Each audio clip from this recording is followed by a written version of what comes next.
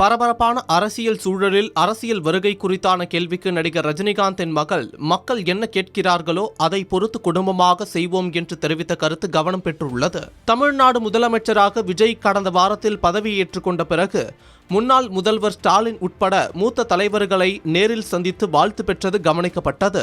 அதனைத் தொடர்ந்து விஜய் ரஜினியை சந்திக்கவில்லை என்று பேசப்பட்டது.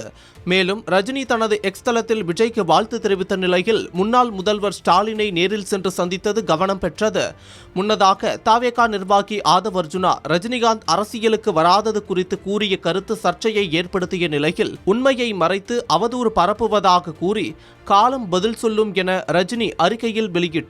காலம் பேசாது, ஆனால் காத்திருந்து பதில் சொல்லும் என்ற வார்த்தைகள் அதிகம் கவனிக்கப்பட்டது. தொடர்ந்து தவேகா தேர்தலில் வெற்றி பெற விஜய் முதலமைச்சர் ஆனார்.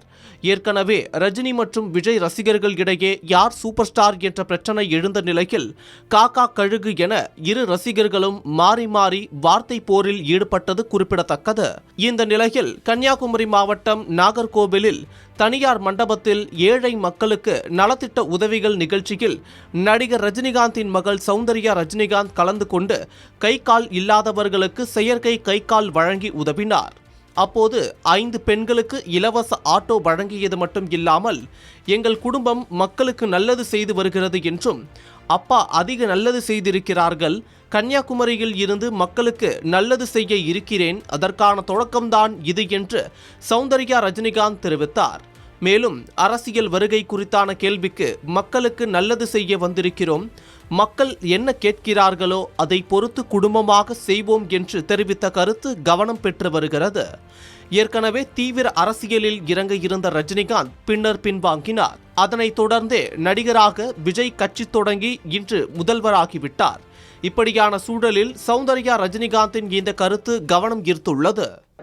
இன்னைக்கு நான் இங்கே நாகர்கோவிலில் ஒரு நல்ல இனிஷியேட்டிவ்காக இருக்கேன்.